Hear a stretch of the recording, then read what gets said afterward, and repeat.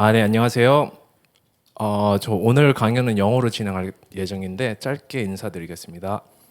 저는 한국계 미국인으로서 미국에서 대부분 삶을 살았지만 김치찌개를 좋아하고 한국인으로서 자부심을 가지고 있습니다. 그래서 이번 기회에 이런 좋은 자리를 마련해 주셔서 최종현 학술원이랑 크래프톤이랑 그리고 제 오래된 친구인 이강욱 교수님한테 감사드린다고 얘기를 하고 싶고요. With that, let us begin. So, I loved magic as a kid. There's something special about watching reality bend right before your eyes. And the reason I love technology is because great technology is like magic. Only it's better. With a magic trick, once you learn the secrets, the magic disappears. But with technology, the magic is still there. And the more you understand it, the more powerful it becomes. Today I want to share some of the magic we're working at Neuralink, and by breaking it down one by one in terms of how it works, I hope to show you what technology can truly do.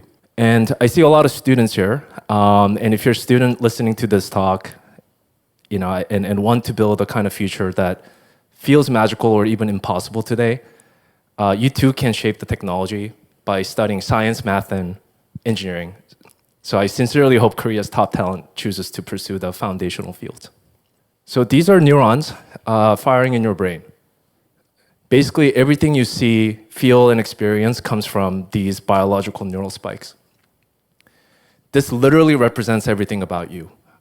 You are literally your brain. So when you lose some part of that ability, it fundamentally changes your experience. And to illustrate this point in a painful way, I want to introduce you to some of my friends. So this is RJ. He's a former veteran who became paralyzed from the neck down from a motorcycle accident. And this is Nolan. He's unable to move his legs and hands after an accident during college. And he currently lives with his parents and is shown here using a mouse stick to play his favorite game, chess.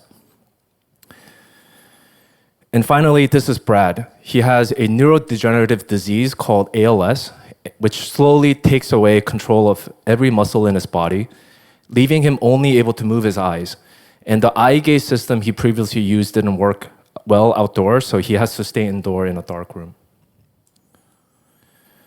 So for the past few years at Neuralink, we've been building a product that we call telepathy, which enables people like RJ, Nolan, and Brad that you saw in the previous slide, who have lost this mind-body connection, be able to control the devices purely with their thoughts. And over the next few minutes, I'm going to share with you some clips that show their journey. So, as I said, this is Nolan, our first human patient in the US clinical trial, who about 20 months ago, so a year and 8 months ago, became the first person with Neuralink to use a computer. So here's a quick clip. Oh man. I think I can do better. That's so cool. And this was not just an ordinary control. On the first day, he broke the world record, and we'll see a quick clip here. Whoa! Yeah, 4.6. Shit. Yeah. Sorry. Congrats. Oh, well done, man. Well done. Wait, what I missed? He's a new world record holder. Oh, no way. On the first day. So the game that he's playing, you can actually play if you go to neuralink.com/webgrid. It's basically one of the boxes will randomly light up in blue, and you would have to click it as quickly and as accurately as possible. And currently, the world record is 10.3 BPS. And I assure you that it's a very, very difficult record to beat, but I encourage you to go to the website and try it out. So this device also allows him to do other things that you can do with your computer, like gaming. So in this particular video, he's playing the game Civilization, where his favorite civilization to play is actually Korea. I did not influence him at all. This is something that he chose on his own accord. But you can kind of see the level of control that he can get on the mouse that you can see. And we can also use the same signal from the brain to control a joystick to play Nolan's favorite game growing up, Mario Kart. And what's particularly special about this moment is that there are other cyborgs joining Nolan playing this game for the first time. And I also play in this game, and I think I got 7th or 8th. So their controls are very good. And not only that, this is our second patient, Alex, who's playing first-person shooter, Call of Duty in this case. And if you're not familiar with the gameplay here, there's quite a bit of control going on. There's a left joystick for movements, there's a right joystick for aiming, bunch of different buttons for shooting, changing weapons, reload, and all of this is happening just from his brain directly. And beyond gaming, being able to use device more efficiently has opened up new opportunities for Nolan. So in this particular case, he's actually going back to school after 10 years of his injury to major in neuroscience, and this is what he has to say. I'm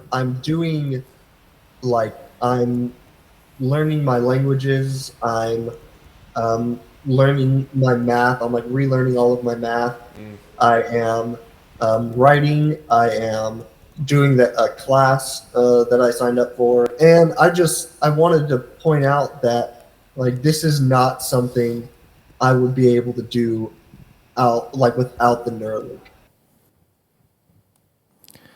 And this is our patient number 4, Michael, who has ALS and 3 kids, and he's working to provide for his family, and he had this to say about the device. As I progressed down with my disease, everything was being taken away. Walking, talking, moving, everything is being taken. This is giving something back that was lost. And as I mentioned, this is Brad. He also has 3 kids, and I'm going to play a quick video where he is able to actually talk to his kids for the first time with his own voice. Okay, you guys ready? No, I'm still sticking. I am absolutely doing more with Neuralink than I was doing with eye gaze. I have been a Batman for a long time, but I go outside now. Going outside has been a huge blessing for me. And I can control the computer with telepathy. Dad's watching. Look, he's watching on the camera. Did we lose one of the arms? Couple more videos. This is not just about controlling cursors on a screen. You can actually hook it up to a robotic arm. And in this particular case, our second patient, who's a creative guy, he used to love to draw and build. And this is after he got trained to use this for about an hour that he's drawing this for the first time since his injury 7 years ago. So this is all purely just thinking about moving the arm and the arm moving through Neuralink.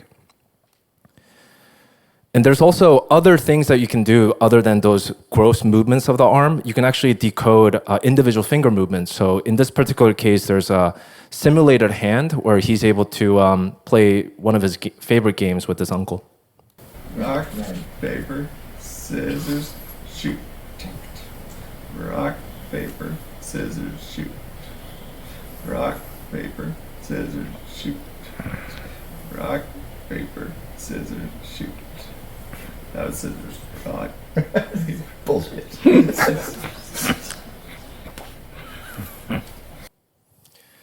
During this experience, Alex actually mentioned that it feels like his own hand that he's moving.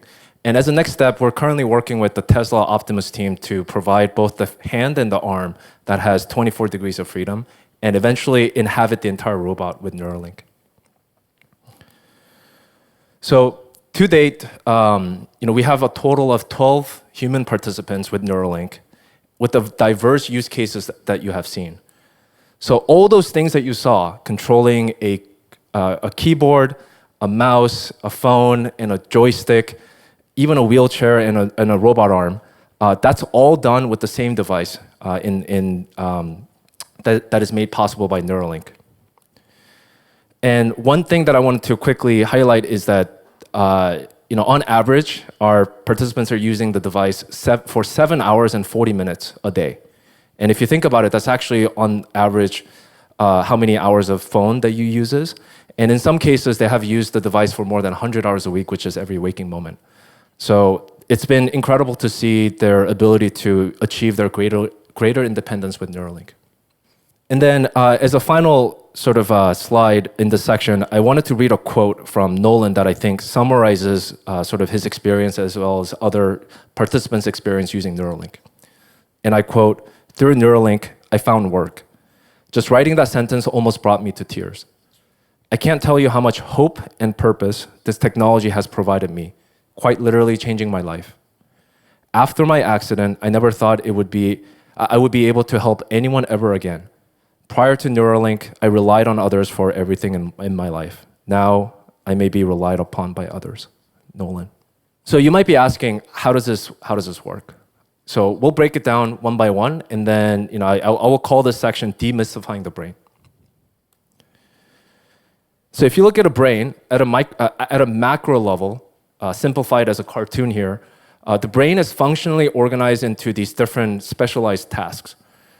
In particular, the motor cortex, that's what's in dark blue right there, governs the movement intent. So if you're thinking about moving, that's the part of the brain that really lights up.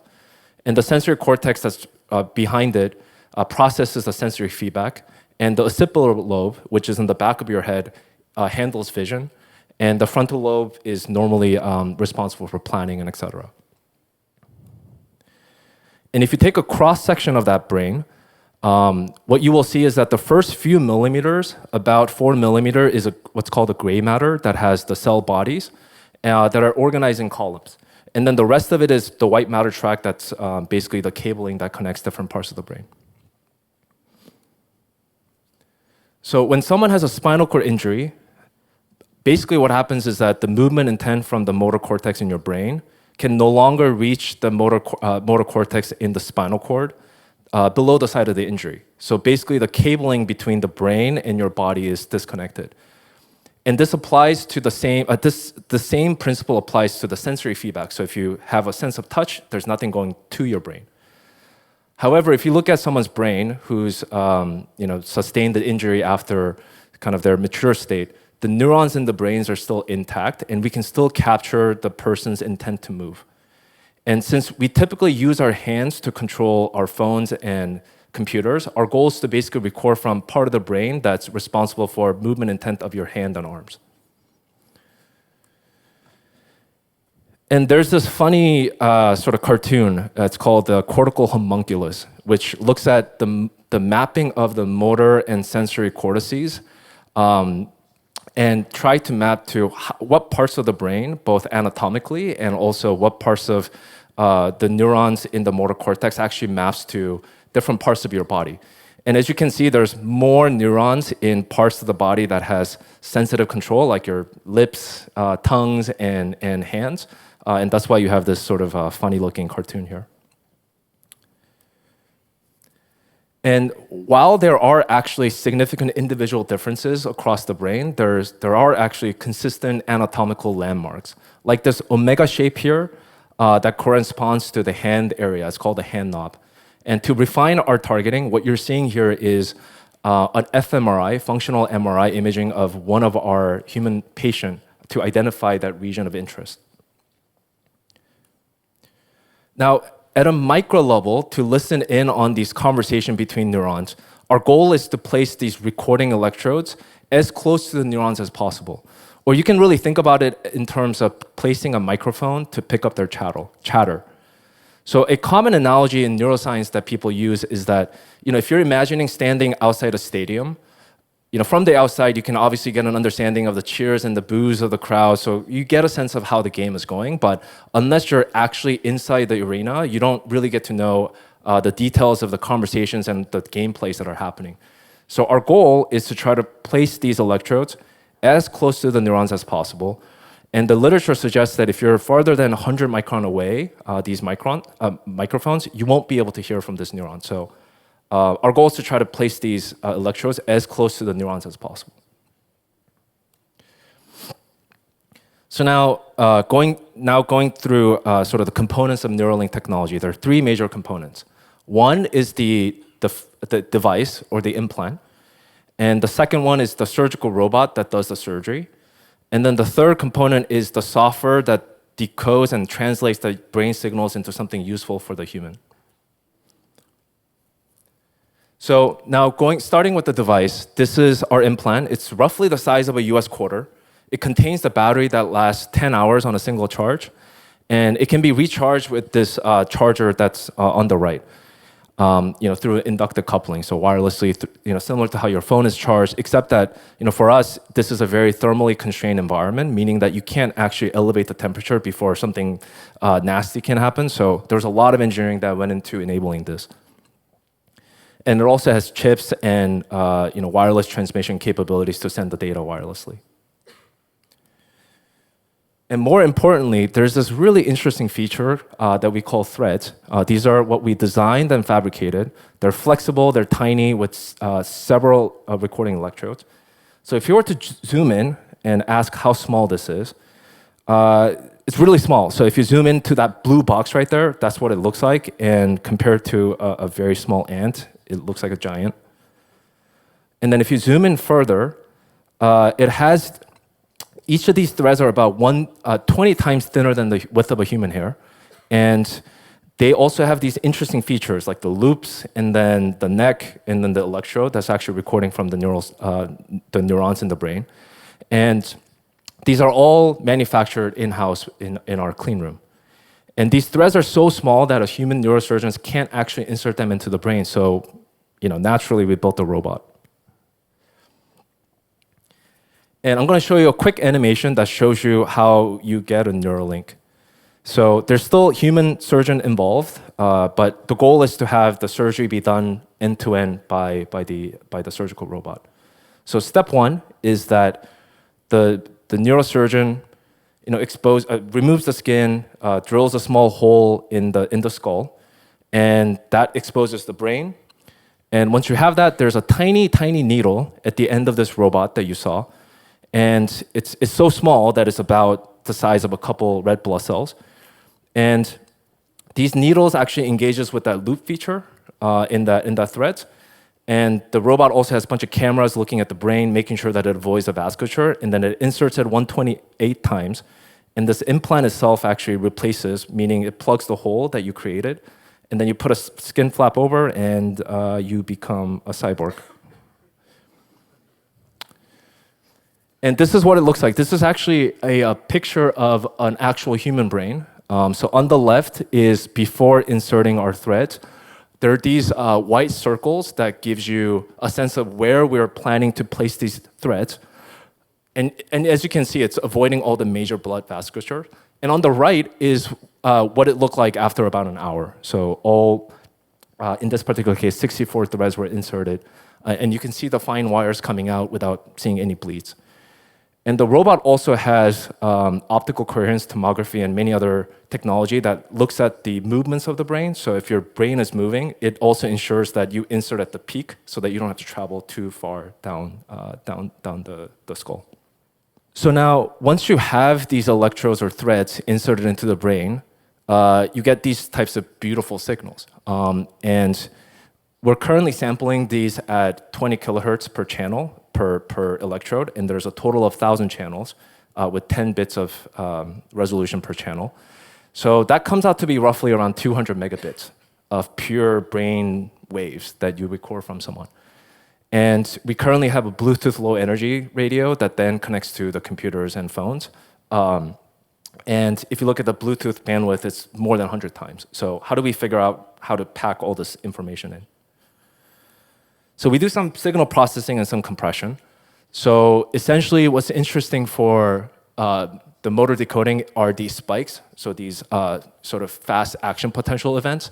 So we do filtering and we have some algorithm that's running on chip that's custom made that then detects the number of spikes in a given bin, so about 15 millisecond bin, and then we send it out. And basically the name of the game is that if there's a change in the number of spikes, there's something interesting that someone wants to do.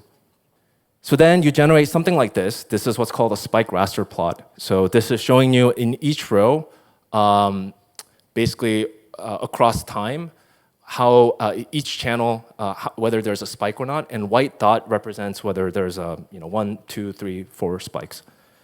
So basically, this is what you want to look at when someone's imagining something, and then you do it a couple times, and then you have a machine learning model that then learns, oh, the person wants to move to the left, right, up, down, or some other motion. So all this data is sent wirelessly to your computer or laptop that runs the Neuralink application. It looks something like this, but there's also a quick animation that I want to show you, and I'll sort of walk you through what you're seeing so that you can kind of get a sense of what the user experience looks like.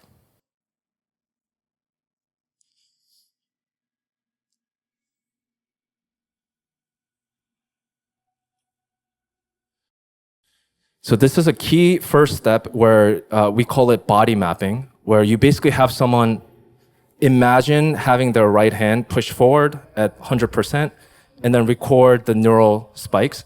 Do this movement, record neural spikes, and do this for about 20 minutes or so in the beginning. And then that's how you calibrate the decoder that then gets a sense of this person's neural patterns. If it looks like this, you want to do that. If it looks like this other thing, they want to do this other movement. It also gives you kind of a sense of whether you're charging the implant. It gives you ability to update your firmware, similar to how you can do that with your phone. And I think one thing that's important to highlight, and I'll touch on this later, is that this is actually a work of one guy at the company who's working on user interface and UX. And in many ways, I think similar to how Apple and iPhones and Mac have sort of revolutionized how you interact with devices, I think there's an opportunity for us to build a completely new interface that's not just mouse or keyboard, but something that's direct brain to computer interface.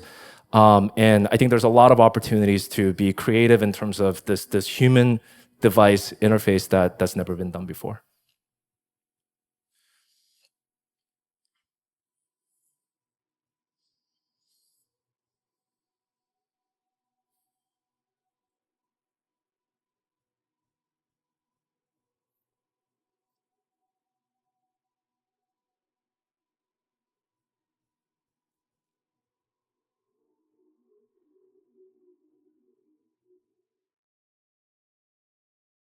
So as I mentioned, all of this that you saw, we were implanting our electrodes or threads into that part of the brain, so top of your head, which is the motor cortex strip that has the hand area, so hand movements or fingers or wrist movement. We actually have a new trial that's planned to launch next month, where for someone who lost the ability to speak, so they have severe speech impairment, be able to go direct from brain to voice without any keyboards in between. And the way you would do that is basically place the electrode in the part of the motor cortex that's controlling your mouth and larynx movements. So if you're imagining saying something, we would be able to pick that up. And what's interesting about this in my mind is that, for most of us, our inner monologue is actually faster than our spoken words because you're not limited by the movements of your muscles in your mouth. And we think that it's actually possible to demonstrate abilities to speak to the latest AI model or LLM models at the speed of thought, even faster than how you're speaking. And being able to potentially get that information back through your AirPods, effectively closing the loop, having to retrieve information, ask for information without having the phone in between. So this is something that we're hoping to launch next month. Now, the other thing that I want to quickly talk about is how you can enable someone to see again by implanting this device in the visual area. So this is the product that we call Blind Sight. And the way it would work is that for someone who lost the ability to see, essentially we would have some sort of a wearable glass or some camera that captures the scene, be able to convert those pixels into some interesting electrical patterns that you can then stimulate the device in the back of your head in the visual cortex. And each of those pixels will generate an actual photon pixels and be able to recreate the image.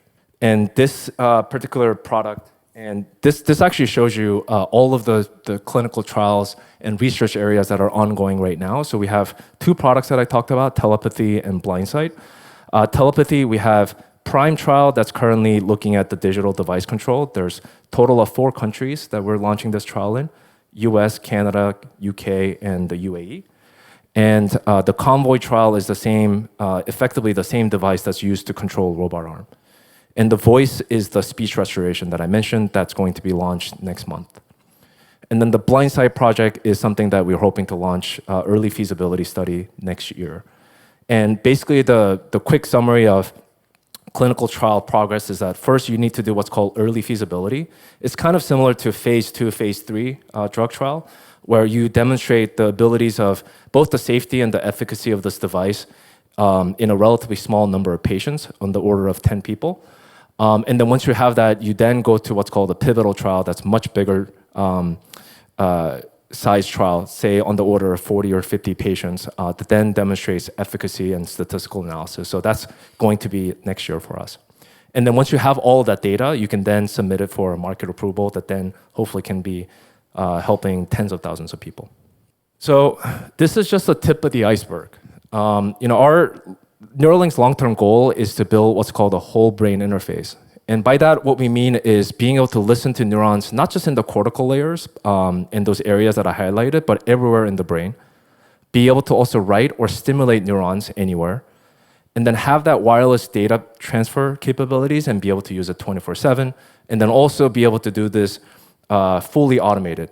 And the reason we also picked the robot as one of the key technical direction is that there just aren't that many neurosurgeons out there. And in order for us to help millions of people out there, you need to have some sort of robotic technology that then can scale this at much larger numbers. And really, the application and the people that we can help and the applications that we can enable really increases with the regions and the bandwidth of access. So these are some of the areas that we're hoping to tackle in the next coming years. So all of this that you saw, this is done by roughly around 300 people at the company. And as far as I understand, Neuralink is the only startup that has all of these capabilities under one roof. So we have microfabrication, we have implant manufacturing, large production manufacturing, machine shop, robotics, surgery, and there's brain-computer interface software. There's also pathology, animal care, imaging buildings, and on and on and on. All of this is just under one roof. And the reason we structure the company this way is so that we can have all this vertical integration and have everyone be on the same page to move as quickly as we can and iterate as quickly as we can. So finally, the last slide that I have, we often get questions, and I had the first question when we had the first patient, which is, what does it feel like to actually use the Neuralink? And here's a quick clip of Nolan who describes what it feels like. It's hard, it's very difficult, but then you can see it happening real time on a screen, and so there's a connection there. I feel like I'm showing people like how amazing this technology is by, I don't know, just thinking. That's crazy. I remember when I first got control, and I was moving it with my mind. So there's a difference between like attempting to move it versus imagining to move it. Attempting, I feel like, is kind of cheating.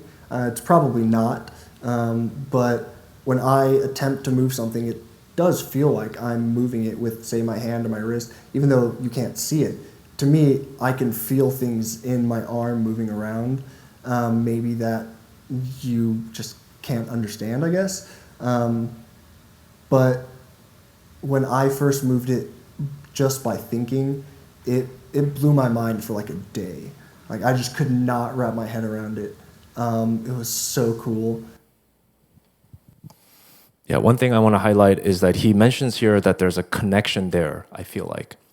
And also that it blows my mind, which is actually kind of interesting because there is that emoji that has like the brain exploding thing. That's actually a banned emoji because we don't want that to happen at Neuralink. But when you see something like this, and even when you understand what we're doing, it truly feels magical. And I hope that this, you also get kind of a sense of awe of what technology can do. So with that, I'd like to close and thank you for your attention.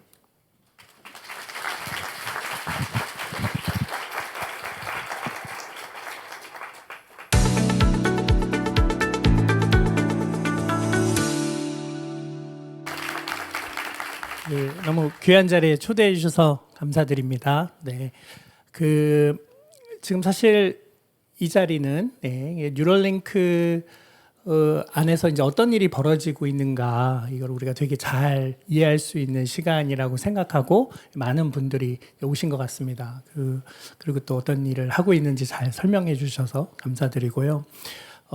통상 이제 브레인 머신 인터페이스 테크놀로지 자체도 놀랍고 또 뉴럴링크 안에서 어떤 일들이 벌어지는지 많이 미디어를 통해 접할 일이 없기 때문에 많은 사람들이 궁금해하고 있는데 코-파운더 중에 한 분이 오셔서 이렇게 말씀을 주시니까 도대체 어떤 일이 이제 벌어졌는지 궁금해 하실 것 같습니다. 그래서 저도 질문을 드리고 그리고 플로우로부터도 질문을 받도록 하겠습니다. 우선 이제 기술 자체 그리고 뭘 하고 있는지는 좀 설명 주셨는데 뉴럴링크가 어떻게 시작됐는지 좀 궁금합니다. 특히 일론 머스크가 어떻게 브레인 컴퓨터 인터페이스 테크놀로지에 관심을 갖게 됐고 그리고 그거를 그 heavily funded 스타트업을 어떻게 만들 생각까지 하게 됐나 이거 비즈니스 모델은 어떻게 생각하고 있는지 이런 얘기를 좀 여쭤보고 싶습니다. 어떻게 처음 시작됐는지 좀 히스토리를 쉐어해 주실 수 있을까요? 네, 제가 영어로 대답을 하겠습니다. The company started about 9 years ago, and around that time, it was clear to several people in the academic field. You know, the computer BCI or brain-computer interface field was a pretty active research areas, but it was still very small. There weren't that many people. There were some human clinical trial demonstrations in the motor cortex. The first human that had sort of the electrode that controlled cursor on the screen was back in 2004. So it was more than 20 years ago. So there was many sort of academic work that demonstrated that the science is possible, the technology is possible. It's just that there wasn't a lot of push for doing this outside of academia. And around the time, there's a lot of just investment peripheral to BCI in high production manufacturing, electromagnetism. There's a lot of consumer electronics that drove the field down to having very cheap integrated circuits. And robotics was really improving, materials was improving. And back in 2016, there's also this talk of AI and opportunities to really sort of enable this human to machine symbiosis. So there was a lot of interest in kind of thinking about what the next generation of human interface with the device would be. And there was also very clear sort of structure that would enable that future to happen. And that's not going to be in academia, that's going to be in some sort of company setting. And what was also clear is that given just how multidisciplinary this is, there's a neuroscience, there's biology, there's a bunch of different, you name whatever engineering discipline you can think about. We have all of that in BCI, so there was enough funding that was necessary to kind of have that vertical integration. And so around the time when I was graduating and a couple of friends and I were sort of talking about and fantasizing about having this sort of structure, Elon also came to kind of similar conclusion, almost from like a completely different field. At the time he had founded OpenAI and was very concerned about the rise of artificial intelligence and what that could mean to humanity. And if you actually walk through the logic tree of what could also help humanity in that world of artificial general intelligence that may go rogue, one of the things could be, well, if you can't beat them, you join them. So being able to sort of have this interface where you can be part of that AI revolution is something that was deeply important to him to invest and work on. And stars sort of aligned in terms of all of us coming together and starting a company. 그 시작 자체가 굉장히 일론 머스크스럽네요. 논리적으로 접근하는 방식이. 근데 이제 졸업할 무렵에 이제 일론 머스크가 와서 이런 거 우리 스타트업으로 해보자. 같이 회사 차려보자. 이런 얘기를 했을 때 어떤 느낌이셨을지 궁금합니다. 왜냐하면 BCI를 하는 사람들 입장에서는 사실 이렇게 대규모 자본이 들어가서 이거를 상용화하겠다는 회사가 나타났다는 건 이 인더스트리가 굉장히 크게 발전할 수 있는 가능성이 있기 때문에 너무너무 좋은 일이거든요. 그 전까지는 계속 대학에서 랩에서 실험 수준으로만 되고 있었는데, 근데 이게 이제 과연 비즈니스 모델이 될 수 있냐, 인더스트리로 가서 실제로 돈을 벌 수 있는 그런 상황이 언제쯤 올지 막연한 상황이잖아요. 2016년 정도면. 그때 이제 어떤 생각이셨습니까? I mean, for me, it's really dream come true. Okay. You know, I didn't know you could start companies. I didn't know that was a thing until I moved to Silicon Valley for graduate school. And, you know, it depends on sort of what you know, academia is very good at certain things, but also if you're interested in kind of translating that, that there's also other entities and other sort of structure that could be helpful. And for me, sort of helping create kind of that structure and foundation for many other, you know, since then there's also been many other companies that have entered this with just the growing interest in both students and also investors. And, you know, I think having that opportunity to sort of be the frontier, be sort of shaping the future was something that, you know, I could not resist. 실제로 일론 머스크의 리더십이 좀 궁금합니다. 그러니까 그 이전까지는 사실 테슬라, 뭐 솔라엑스 대부분 다 이제 피직스, 엔지니어링 그 자신의 백그라운드랑 잘 맞는 거였는데, 이 경우에 바이오테크놀로지 포커스드 컴퍼니니까 굉장히 사실은 하는 일도 다르고 연구자들 분위기도 다르고, 예, 접근하는 방식, 중요하게 생각하는 철학 다 다른데, 예, 그리고 코-파운더가 8명이나 있고, 그래서 이제 어떤 방식으로 의사결정이 일어나고 어느 방향으로 가야 될지가 어떻게 결정됩니까? I think his sort of approach to business building, product building is having a maniacal sense of urgency. You know, the future is not going to create itself. You have to have that sense of urgency to shape the future. And in order to do that, you need to have fast feedback, right? So you need to make sure, you know, typically biology tends to be slow experimental cycle. So how can we make it such that it gives you the answer and you can iterate on things as quickly as you can? So we have built many benchtop sort of proxies and things like that that helps accelerate these iteration cycle time. So he really approaches everything as an engineering problem. You know, unless you have to be very careful telling Elon anything is impossible, you know, unless like you're breaking some physics. Really, even though the answer might not be obvious, you want to find some way to start iterating and go towards those goals.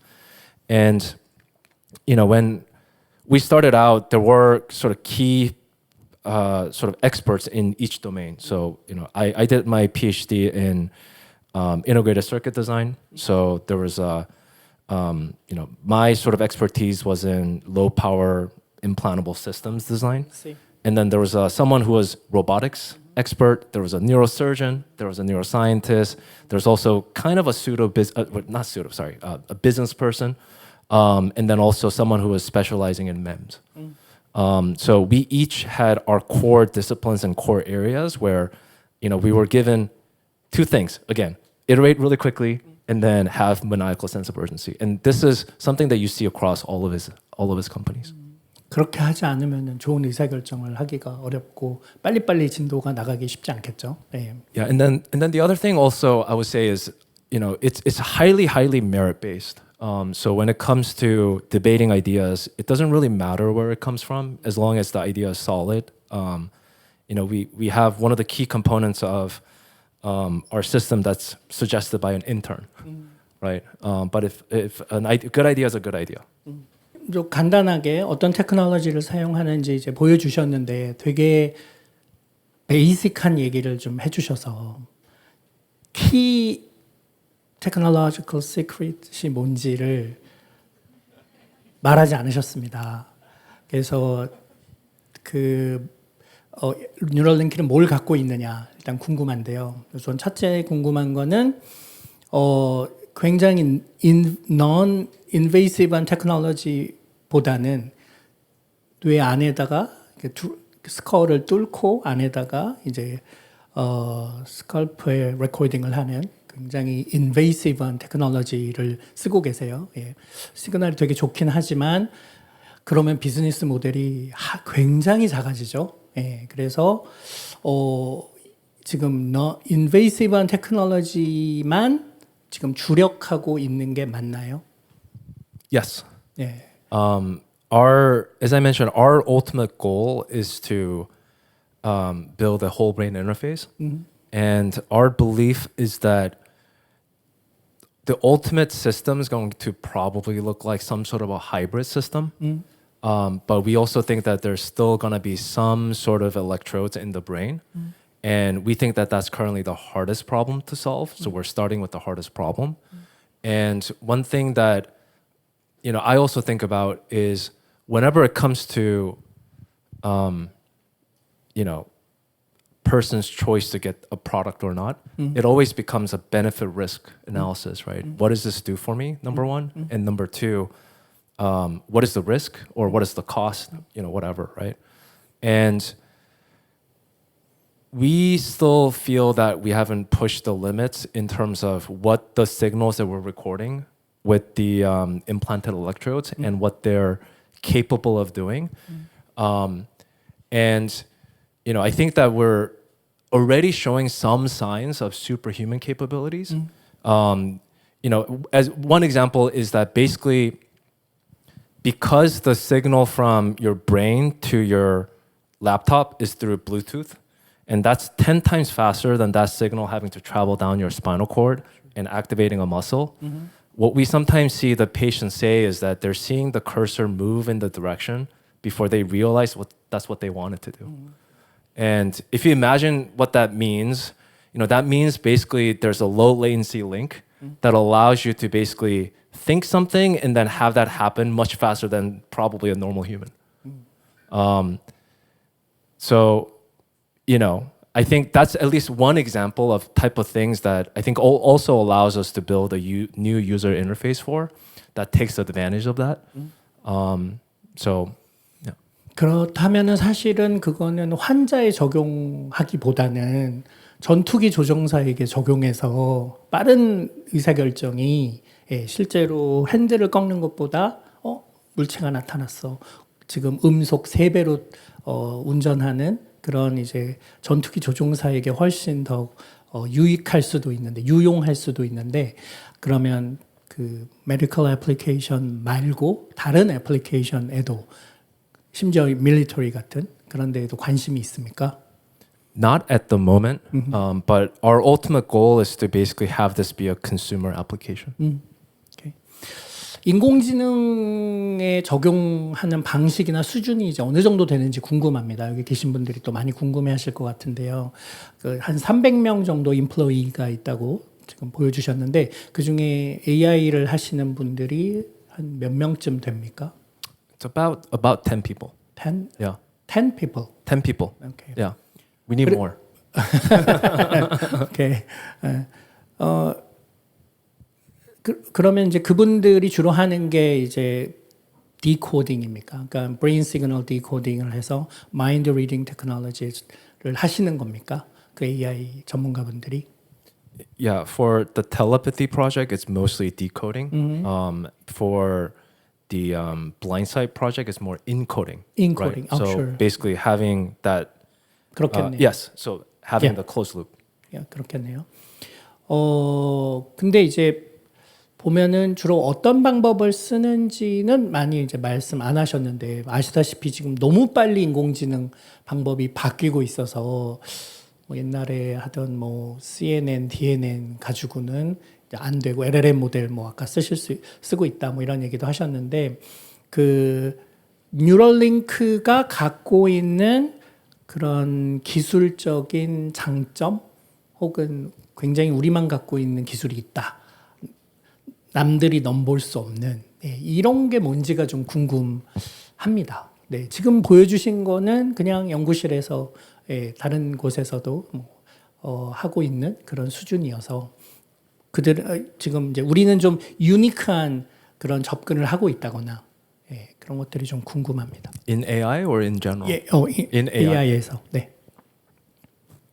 Yeah, I would say this is an active area that we're investigating, and there's also a lot of opportunities that are starting to arise as we have more people using this.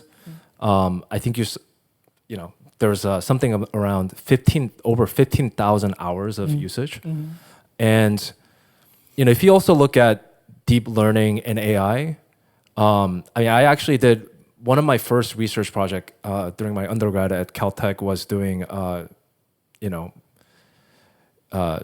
it was at the computer vision lab, and this is before CNN and also, you know, ImageNet and all that stuff like exploded. And if you look at sort of some of the ideas, there's obviously been a lot of innovations in, you know, algorithms and transformer networks and whatnot, but things just started working when you had powerful hardware and more importantly, when you had data that was labeled. 맞죠. And, you know, for us, I think that the algorithms that probably helps us build something like a neural foundational model are already there. What's lacking is the data. So a lot of what we're prioritizing right now is to get that data. And that's going to come from scaling. That's going to come from having the highest resolution signal that are clearly labeled, clean data. So a lot of what we're starting to see also is by having these types of data, calibration process becomes shorter. The model tends to not drift as much. So things like that, there's a lot of advantage for sort of to the patient. You know, obviously as a company that's servicing patients, you know, for us, a lot of our priorities sort of goes in making sure that it's a very reliable product. But there's also some interesting things that we're starting to learn.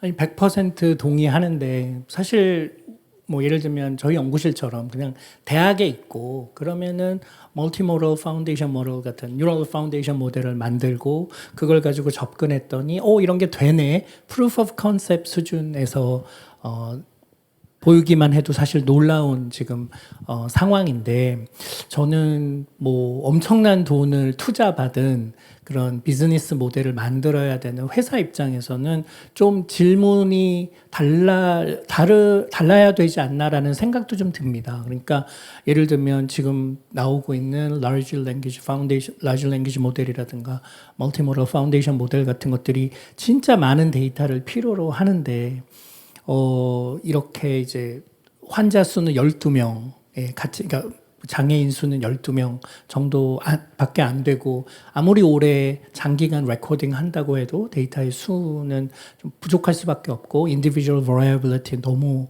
크고 사람마다 다 다르고 이제 이런 문제를 상용화하려면 이제 극복해야 되는데 혹시 이제 어떤 뭐 대안이 뭐 계획이 있는지 궁금합니다. Yeah, I think this is also where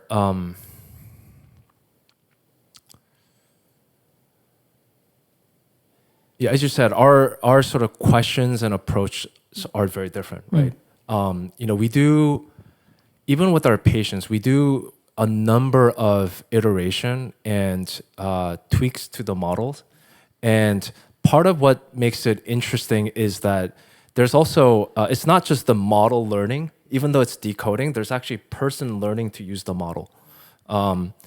And, you know, you've sort of heard Nolan kind of talk about this difference between attempted movement to imagined movement. And even there, one of the things that we're looking at right now is to basically enable some of these bi-directional learning. So having neurons that may not be actually tuned to anything, but have them learn to tune it. And that inevitably obviously has like a human in the loop. But we've also seen that there's some opportunities where instead of randomly seeding the model decoding weights, by having many participants and having some of those, you know, not just an average, but having some interesting combination, there's actually some initial learning that's actually carried over from one person to the other. And you know, I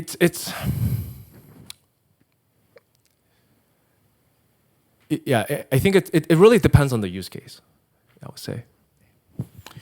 그 이제 좀 기술적인 걸 넘어서서 이제 미래 이야기를 좀 해보고 싶습니다. 뉴럴링크가 꿈꾸는 미래가 이제 어떤 모습인지 궁금한데요.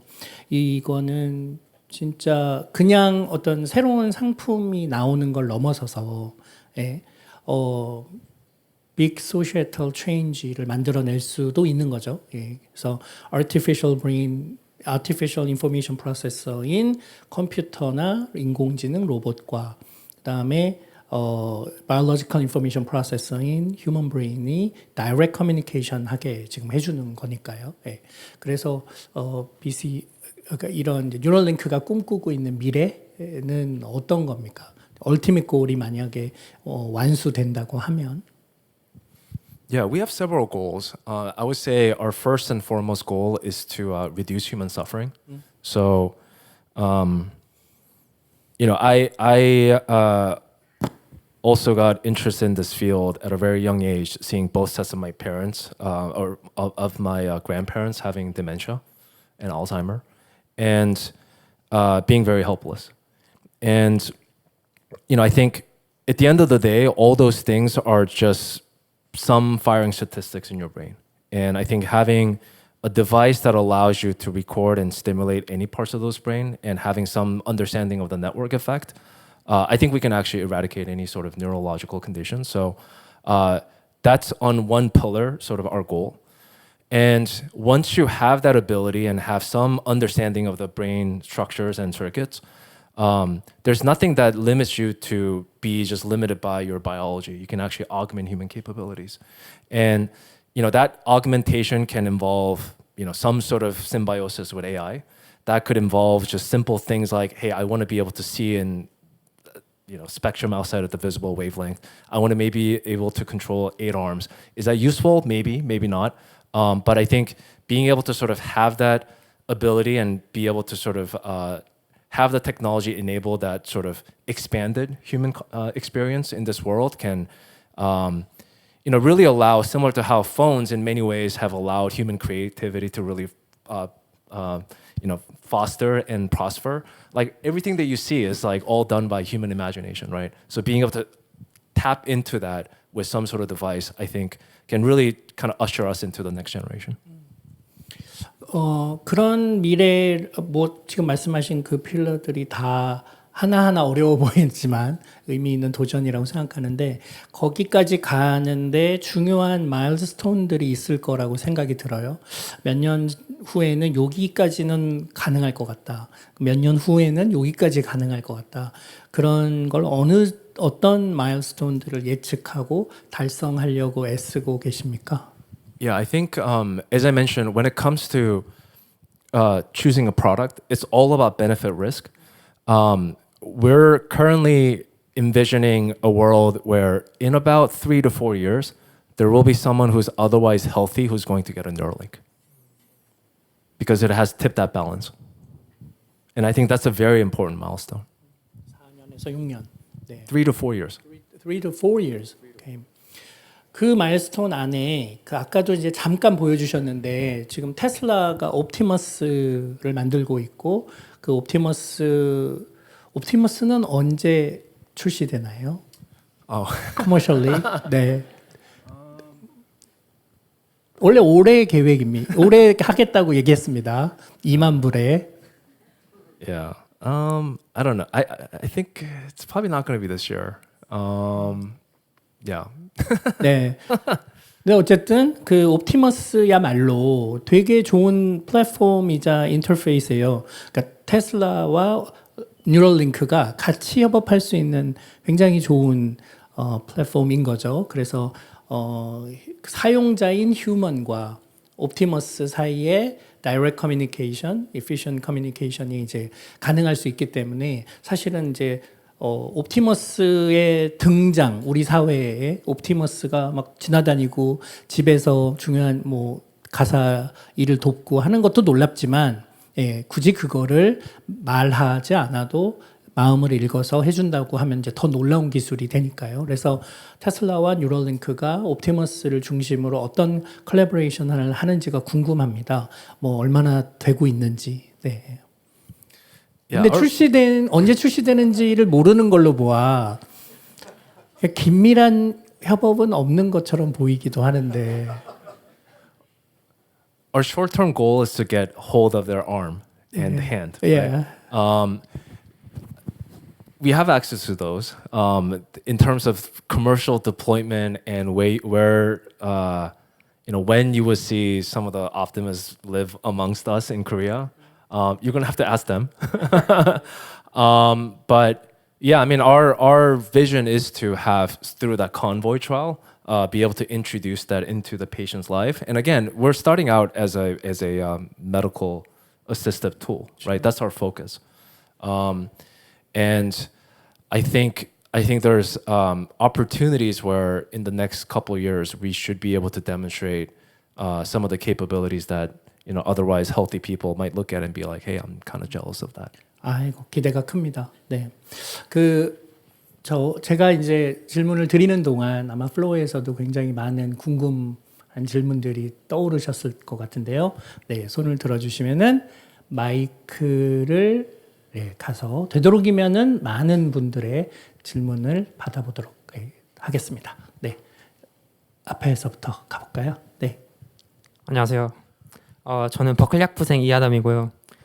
제가 가장 궁금한 거는 아까 이미징 코딩 관해서 말씀하셨는데 그 이미징 코딩이 이제로 이미지를 뇌에서 그렇게 볼 수 있는 방식이 그냥 원래 기존은 저는 원래 VR 개발이랑 좀 AI 연구 백그라운드가 있고 그리고 이제 그러니까 그런 식으로 이미징 코딩에서 브레인 스티뮬러스를 하는 게 VR이나 그런 식으로 렌더링하는 것보다 더 장점이 있는지 FPS가 좋거나 그냥 그래서 그러니까 진짜로 이게 블라인드인 사람만 쓸 수 있는 게 아니라 실제로 평범하게 이게 시야를 볼 수 있고 이제 모니터를 볼 수 있고 VR 헤드셋을 볼 수 있는 사람들도 그런 인코딩을 뇌로 하는 게 훨씬 더 이런 이미지 정보를 접하는 데 장점이 있는지가 첫 번째 질문이고 두 번째 질문이 일론 머스크 회사에서 일할 때 가장 큰 장점이나 차이점이 뭔 것 같은지 그러니까 문화적으로나 어떤 식으로 문화가 다르거나 이제 어떤 식으로 문화나 차이가 달라서 이제 이런 urgency를 enforce할 수 있고 그럴 수 있는지 그 두 가지가 가장 궁금합니다. Okay, great questions. The first question, eventually it's possible, right? But I think it's going to take a while for us to get to better than normal human vision. I think that it's possible to get beyond human sort of spectrum that you can see, UV, IR, and things like that, and stimulate those visual column. But basically, if you look at your visual cortex, is laid as a column, right? And each column basically gives you a point in visual space. So if you're able to precisely stimulate those neurons and those pixels, and also what's interesting is that if you go, human eyes also have a very, very narrow, it's called phobia. You see a very small spectrum, the visual angle. And one of the key technologies that we have is the robot that can actually insert and then also have a bunch of different designs of the threads that can go deeper into the brain. And if you go deeper, you get more peripheral vision. So you can actually get even higher or you can even get more peripheral vision. And for us, the focus is let's give someone some sort of peripheral vision who's blind, because if you ask them what they want to regain, most blind people won't say be able to read, right? Because they can read pretty well with brailles. It's actually a really good system. They say they don't want to bump into things, right? So that's our current focus, but eventually we think that it's actually possible, because again, your conscious experience of seeing and what you're seeing is probably different than what I'm seeing, but it's all in your brain, right? Literally everything in your world, everything about your reality is in your brain. So if you can actually tap into those areas, everything's, that kind of future is possible. And then the second question about the company culture, what I would say is that, it really is a merit-based company. And we also try to hire people that, what we call the ego to ability ratio. So you can have a little bit of ego, but you better have a lot of abilities to account for it. So you want the ego to ability ratio, that ratio to be much less than 1. And what we found to be really powerful when you have room full of really low ego, high ability people. They also understand that they have a lot of other areas to learn, and there's a lot of other experts, and there's a lot of opportunities to collaborate, and it becomes a very collaborative environment. It's not about human ego, but it's about, you know, how do we achieve the best future. So we found that to be extremely useful sort of mechanism for at least building our company culture. You know, not to mention obviously having very ambitious goal and having that sense of you know, maniacal sense of urgency. All those things are helpful, but you know, really the company is a collection of people, right?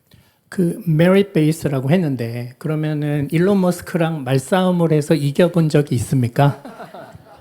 논리적으로 내 생각이 더 좋아서 훌륭해서. Well, I'm still here. But I would say a lot of times his intuition about things are usually very spot on. And I think that's something that I found to be extremely be impressed with. But you know, also he's a man of reason, right? And everything is about down to physical first principles. You know, we talk about first principle reasoning. So, you know, I would say he's a very reasonable boss. 안녕하세요. 크래프톤에서 근무하는 이병옥이라고 합니다. 아까 그 모션 시그널 캡처하는 거는 비디오를 보여주셨는데 그 버벌 시그널을 이제 캡처하는 거는 이제 보지 못해서 근데 이게 속도도 빠르고 컴플렉시티가 훨씬 높잖아요. 그래서 이걸 어떻게 이 챌린지를 어떻게 오버컴 하시는지 지금 궁금합니다. So the part of the brain that we're placing our electrodes is the speech motor. So if you're moving your mouth, that's the part of the brain that lights up, similar to how if you're moving your hand. So it's basically like if you imagine like saying the word like in your head, there's actually sub-vocalization that happens. So your mouth does move. So we will be picking that up. And what's actually interesting is that there's signals that you can record from there that tells you whether you intended to speak that word or not. So the overtness of the speech. So I think that's actually a very important component because you know some of the things that you may worry is, well, what if it reads my private thoughts and I didn't want that to go out. But there's actually a signal that indicates, similar to how we choose when we speak the words or not, you can actually pick that up from that part of the brain. And I think what's interesting is that if you look at the language, it's obviously a much more complex brain signal. There's a bunch of different areas that also lights up. Basically, if you look at someone speaking, like all parts of your brain lights up because there's a lot of feedback and everything. So there's a lot more to be done to kind of understand, you know, if you're thinking about getting to where the thought is, you know, we don't know where that is, right? But what's interesting is that similar to how you go from attempted movement to imagined movement, some of that signals actually do leak out to the final stage. 그 UC 버클리의 에드워드 창이나 뭐 잭 갤런트가 사용하는 방법하고 다른 방법을 씁니까? Yes. So what they do is they primarily, Jack uses fMRI, which has a pretty high temporal, pretty long temporal resolution, which means you have to sit there and then think for like a second and then for you to have it. Right? So there's a huge latency, right? So it's not that useful if you were to kind of use it as a verbal tool. For ECOG, there's Eddie has a company also working on ECOG, which is basically a surface electrode that you place on the brain. They will probably place the electrode in the same region. Now it becomes a question of, well, is the signal good enough that you can get higher words? The thing that matters is higher, like how many words per minute can you get, and how many vocabularies can you get, and what's the word error rate, right? So there's kind of those different technologies have different advantages in those areas. We think that, you know, obviously the implanted electrodes have some surgical overhead and risk, but all those three dimensions would be much higher. 네, 반갑습니다. 펍지 스튜디오에서 게임 기획자로 일하고 있는 김지훈이라고 합니다. 제가 두 가지 질문을 드리고 싶은데 첫 번째 질문은 인풋이 지금 대부분 디지털 인풋처럼 보여요. 예를 들면 오른쪽으로 움직인다, 왼쪽으로 움직인다처럼 보이는데 잠깐 마리오 카트 시연한 것처럼 아날로그 인풋에 대해서 고려하지 않나요? 예를 들면 25% 움직인다라든지 이런 식으로 조이스틱 무브먼트처럼 아날로그 인풋을 고려하지 않는지가 첫 번째 질문이고요. 두 번째 질문 같은 경우에는 잠깐 임플란트 삽입할 때 fMRI 이미지를 보여주신 걸로 보아서 삽입할 때 individual calibration이 따로 필요한가요? 아니면 그냥 적당히 모터 콜텍스에 적용 가능한지 두 가지가 질문 드리고 싶습니다. Yeah, so first question, I think you saw maybe in that animation there's like push 100%. There's also 50%, 25%, things like that. So there is some analog component. So that's the answer to the first one. For the second one,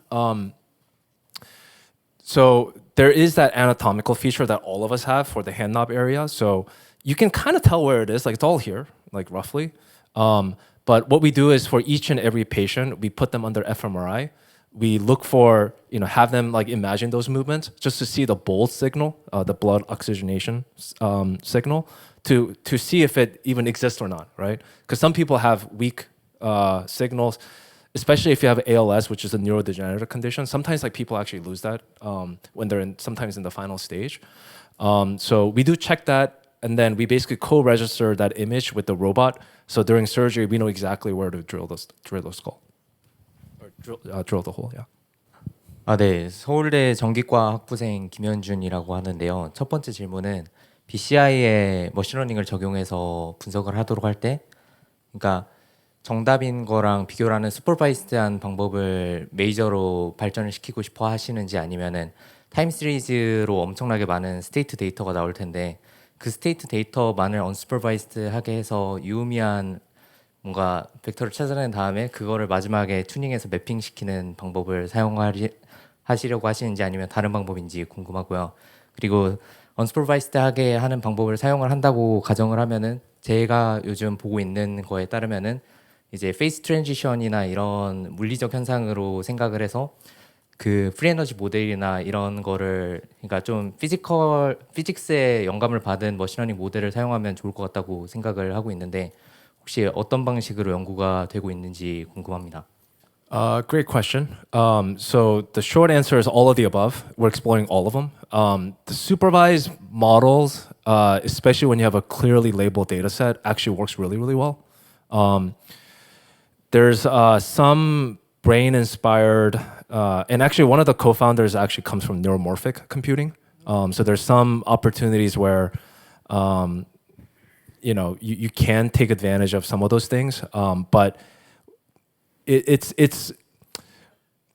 I think it's also one of those things where that's still an active area of research, and we have to, as a company, sort of balance having to deliver best models to our patient and also doing research and being able to do both. You have to kind of figure out where to do resource allocation.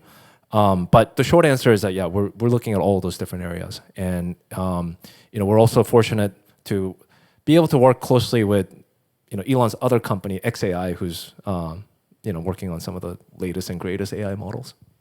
네, 안녕하세요. 포항공과대학교에서 생명과학이랑 컴퓨터공학이랑 전기전자공학을 다 공부하고 있는 노현서라고 합니다. 지금 전 뉴럴링크에 너무 들어가고 싶어서 계속 알아보는 중인데 인턴십 기준이 굉장히 빡세더라고요. 그래서 혹시 그 BCI를 하고 싶어하는 친구들한테 지금부터 어떤 식으로 준비하면 뉴럴링크에서 일을 할 수 있을지에 대한 조언과 조금 더 나아가서 뉴럴링크에서 기억으로의 확장이나 뇌를 최종적으로 온라인에 업로드하는 식의 확장도 고려하고 계신지 두 가지 질문 여쭤보고 싶습니다. 지원하세요. 저희 비자 스폰서합니다. Yeah, so for I guess what I will say is that for students that are interested in being in this field, you don't really need to know anything about the brain. What we 무슨 소리 하시는 거예요? I guess what I'm saying is not everyone needs to know everything, things about the brain. There are obviously neuroscientists and neuroengineers, and those are very, very, very important. I also have, minor in neuroscience, important foundation. I guess what I'm saying is that, sort of as you saw in that vertical integration, we do all sorts of engineering, and this is a very hardcore engineering and technology company. So I think being able to pick one or two areas or whatever it may be, whether it's AI, whether it's firmware engineering or electronics or whatever, like mechanical design or robotics, like being very deep in those areas it's actually more helpful for the company perspective. And obviously, like well-roundedness and having sort of that multidisciplinary skill set is important. But as you might have said, like what we look for in those roles are how deep are you in that area and how creative are you within that area. So I would sort of encourage people to just, again, choose a STEM major and then just go deep, go really, really deep. 좋고요. 네, 뒤로 또 넘어가 볼까요? 네. 네, 안녕하세요. 저는 그 서울대 의대 졸업생이고 이제 대학 다닐 때 AI 관심이 있어서 지금도 스타트업 하고 있는 송상훈이라고 하고요. 그 이제 질문에 영어로 드릴게요. First, thank you for amazing presentation. I truly appreciate the talk today. I have two quick questions. First is about the bidirectional translation between neuron and endpoint action.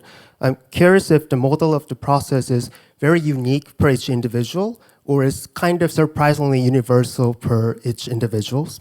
And second question is, as someone and the company who is close to both machine learned intelligence and human neurons, I'm curious, do you think like current AI like LLMs are kind of converging with the biological intelligence, or do you think like it is taking a fundamentally different path based on like scaling laws or different philosophy? I'm asking because I think like the eventually should be like a hybrid approach, but I'm just curious if you feel like it's eventually going to converge, or it's going to take a like totally different specialty and you need to take a hybrid approach. Thank you.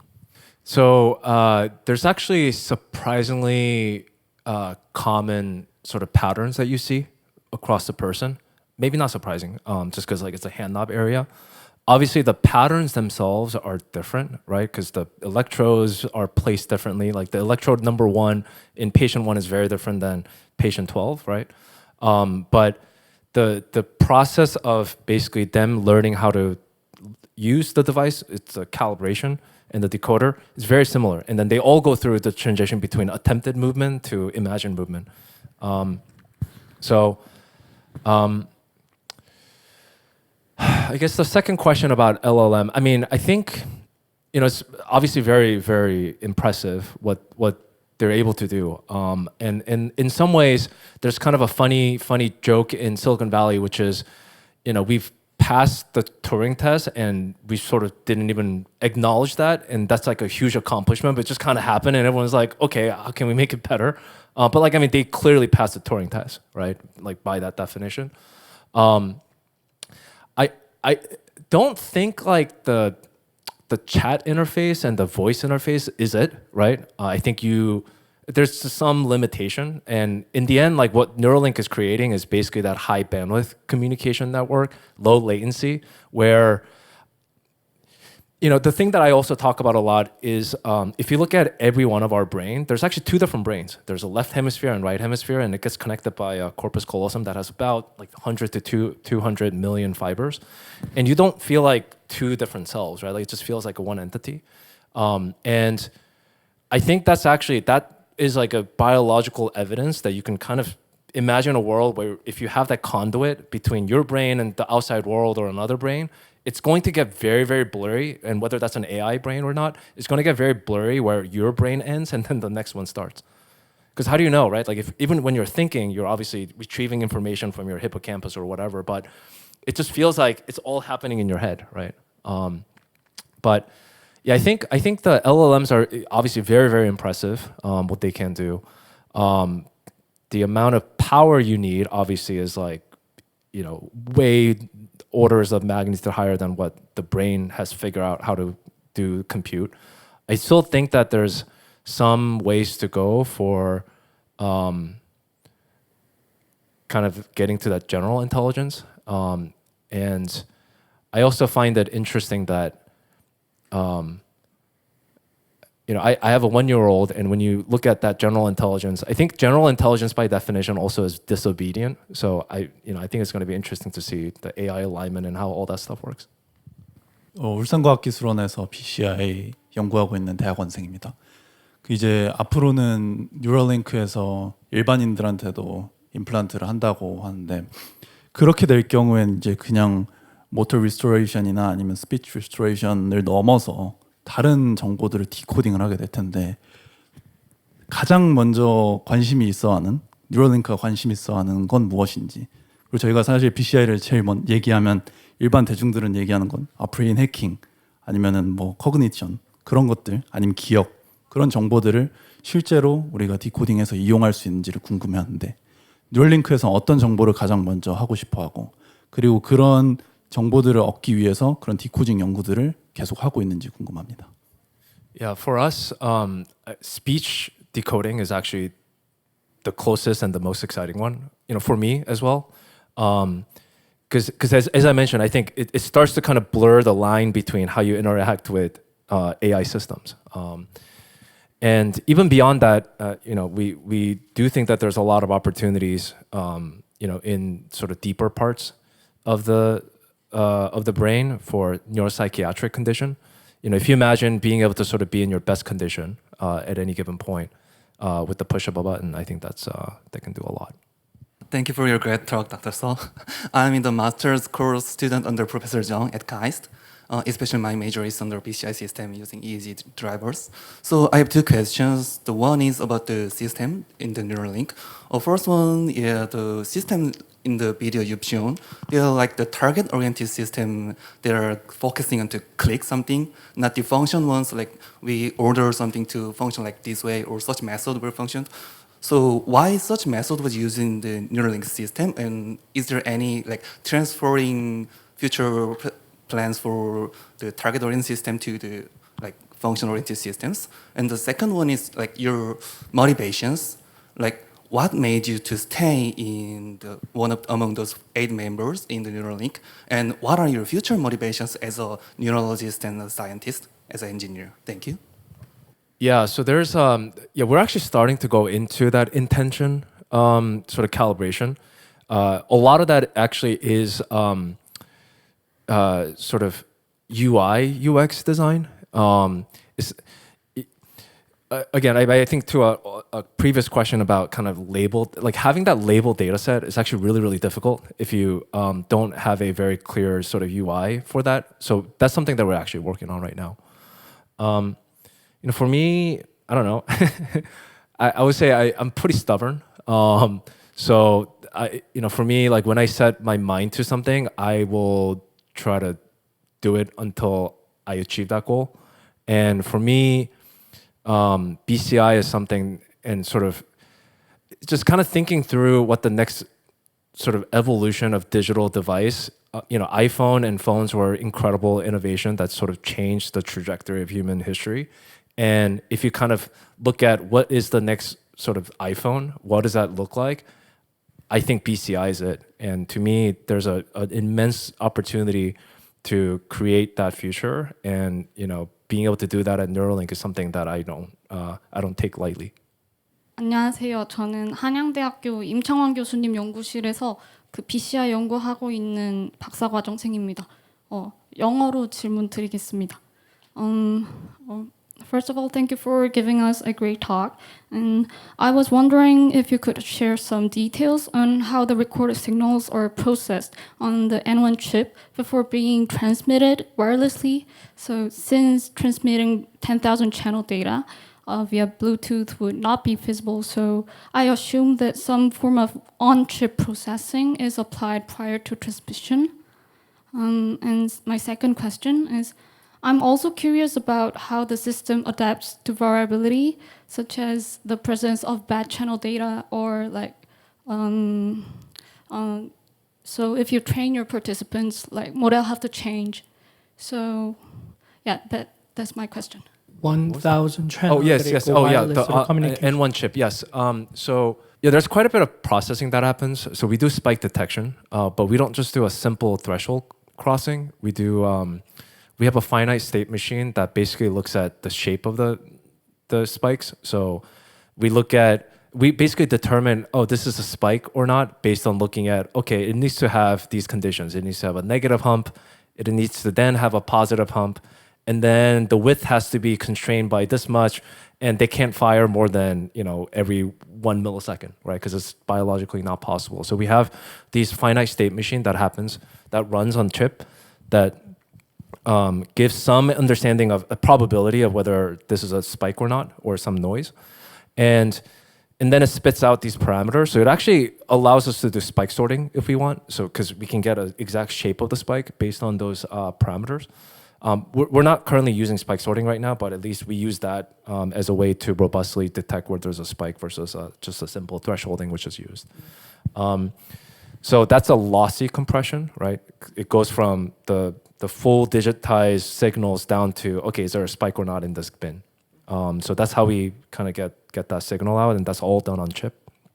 And yeah, I think for the second question, there's I think a lot of benefit that we have is by having those implanted electrodes and having many of them. So there's non-stationary, right? Like, day to day, or thinking whether, like, depending on the context, your neural patterns can change, or sometimes you lose the neurons that's tuned to left, right, up, down movement. But because we have many of them, we actually see the model be pretty robust to single calibration. So we have patients that have calibrated a model, for 5 minutes one day, and then have that model last for a whole week. And that's actually very, very unusual that you don't have to recalibrate like that. But yeah, I think all of that underlying is just the sheer number of channels and the quality of those signals. 네, 안녕하세요. 크래프톤의 양승명입니다. 저희는 게임 인더스트리에 있다 보니까 이게 게임 인더스트리와 어떻게 관련이 될지 이런 쪽으로 좀 관심이 많은데요.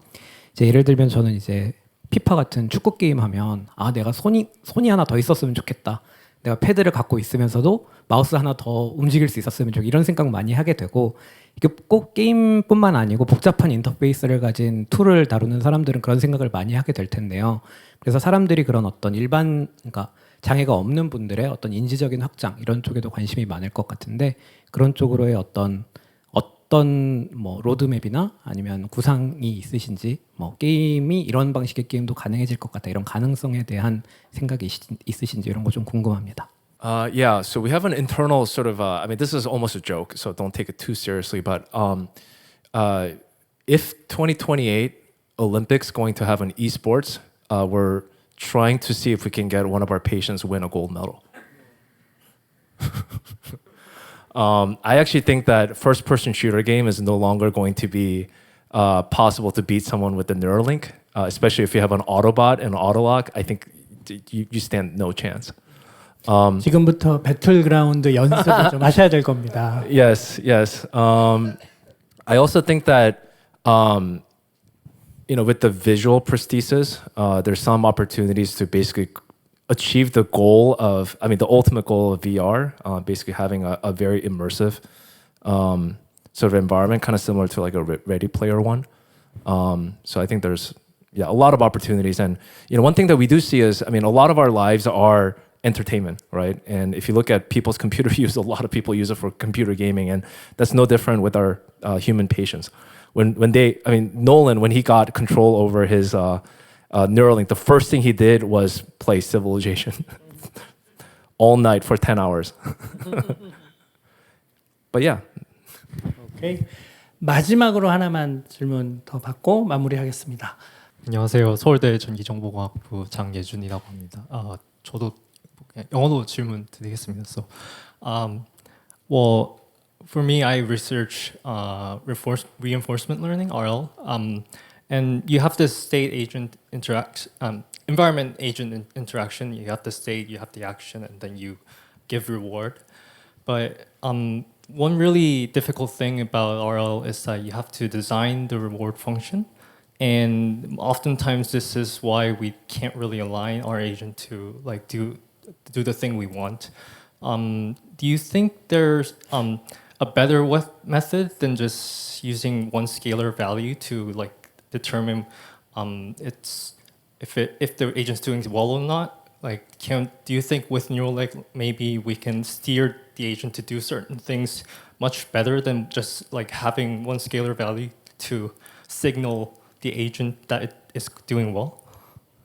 Yeah, I agree with you that having just like a simple reward function or just having the right reward function is very, very difficult.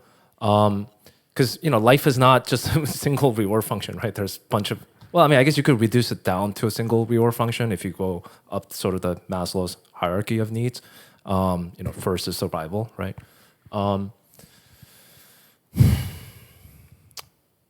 Yeah, I think that's too tough of a question to probably just try to break down right now. But I think, I do think that there's again, like we're an agent too, right? Like we have some optimization function that might sometimes be hidden to us. Maybe that's obvious to us, but I think being able to have sort of high bandwidth interface where some of that starts to become available to us, maybe there's a lot of opportunities for us to learn new ways to think about, RL. 네, 그 플로우에서의 질문의 열기가 지금 뉴럴링크에 대한 기대가 얼마나 큰지를 보여주고 있는 것 같습니다. 특히 뉴럴링크가 기술의 진보만이 아니라 이 분야의 인더스트리의 전체를 이끄는 굉장히 중요한 역할을 하고 있다고 느껴지고요. 예, 그래서 좋은 결과들을 앞으로 많이 만들어내기를 응원합니다. 아주 테크니컬한 질문부터, 예, 그리고 이제 미래의 이 기술이 어떤 사회를 만들지까지 다양한 말씀을 해주신 서동진 박사님께 우리 감사의 박수 보내드릴까요? 네. 오늘 대담은 여기서 마무리하겠습니다. 감사합니다. 네. 감사합니다.